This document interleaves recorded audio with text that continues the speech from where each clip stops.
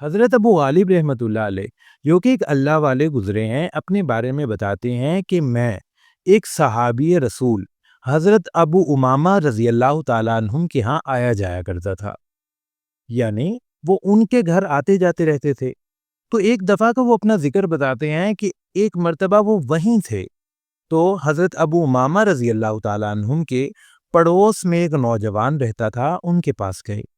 اب وہ جو نوجوان تھا اس کی طبیعت خراب ہو رہی تھی، اور جس وقت یہ اس نوجوان کے گھر گئے تو اس وقت اس نوجوان کا جو چچا تھا وہ اس کے قریب تھا، اور وہ ایک طرح سے اس نوجوان کو ڈانٹ رہا تھا کہ میں نے تمہیں منع نہیں کیا تھا، اے اللہ کے دشمن تم نے یہ کام کیوں کیا؟ کیا میں نے تمہیں اس کام کرنے سے روکا نہیں تھا؟ تو اس بات پر اس نوجوان نے کہا، ایک اپنے چچا سے یہ بات کی کہ چچا جان مجھے یہ بتائیں کہ اگر اللہ پاک مجھے میری والدہ کے حوالے کر دیں تو وہ میرے ساتھ کیسا سلوک کریں گی؟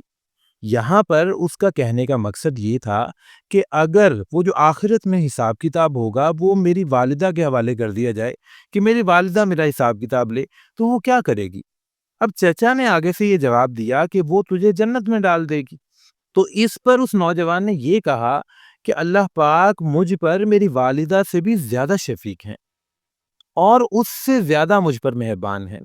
بس اتنی ہی بات کہنی تھی کہ اس نوجوان کی روح پرواز کر گئی، وہ اس دنیا سے رخصت ہو گیا۔ اس کے فوت ہونے کے بعد اس کے چچا نے اس کو نہلایا، اس کے جنازے کا معاملہ یعنی کہ کیا، کفن دیا، جنازہ پڑھایا، اور پھر آتی ہے باری دفنانے کی۔ اور پھر دفنانے کے لیے جب اس کا چچا قبر میں اترا تو یہ جو بزرگ تھے حضرت ابو غالب رحمۃ اللہ علیہ، یہ فرماتے ہیں کہ میں بھی اس کے چچا کے ساتھ ہی قبر میں اترا تھا۔ اب جب اس نوجوان کے چچا نے لحد ٹھیک کرنے کی کوشش کی تو اس کی چیخ نکل گئی اور وہ گھبرا گئے۔ اب ان بزرگ نے پوچھا کہ تمہیں کیا ہوا ہے؟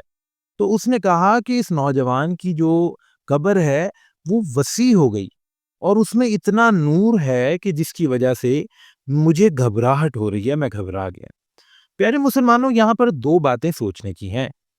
پہلی بات وہ یہ ہے کہ ہمیں ہمیشہ اپنی زبان سے اچھے الفاظ نکالنے چاہیے۔ کچھ لمحات ایسے ہوتے ہیں جو قبولیت کے ہوتے ہیں اور ہمیں نہیں پتا ہوتا۔ اب ہمیں کیا پتا یہ جس وقت یہ بات ہو رہی ہے یہ لمحات قبولیت کے ہوں، اور کوئی دعا اللہ پاک ان قیمتی لمحات میں قبول کر لیں۔ تو ان لمحات میں جب ہم کوئی اچھی بات کہتے ہیں تو اللہ کی طرف سے وہ قبول کر لی جاتی ہے، اور آپ سوچیں کہ اگر اسی میں بری بات کہہ دیں تو وہ بھی قبول ہو گئی۔ تو اس طرح کئی مرتبہ کہہ لیں کہ ڈوبتی ہوئی کشتی کو سہارا مل جاتا ہے، اور کئی دفعہ بالکل ٹھیک راستہ بھی خراب ہو جاتا ہے۔ دوسری بات یہ ہے، ہمیں اپنی زندگی پر کوشش کرنی چاہیے، نیک عمل کرنے چاہیے، گناہوں سے بچنا چاہیے، اپنے اللہ پاک کی بندگی کرنی چاہیے، اور اس کے ساتھ ساتھ اپنے اللہ پاک کی رحمت پر کامل یقین رکھنا چاہیے، جس میں کوئی شک نہ ہو، جس میں کسی قسم کا بھی کوئی ذرہ برابر بھی شک نہیں ہونا چاہیے۔ اللہ پاک ہم سب کو ہدایت عطا فرما دے، اور اپنا خوف بھی عطا فرمائیں، اور اپنی محبت بھی عطا فرما دیں۔ آمین ثم آمین۔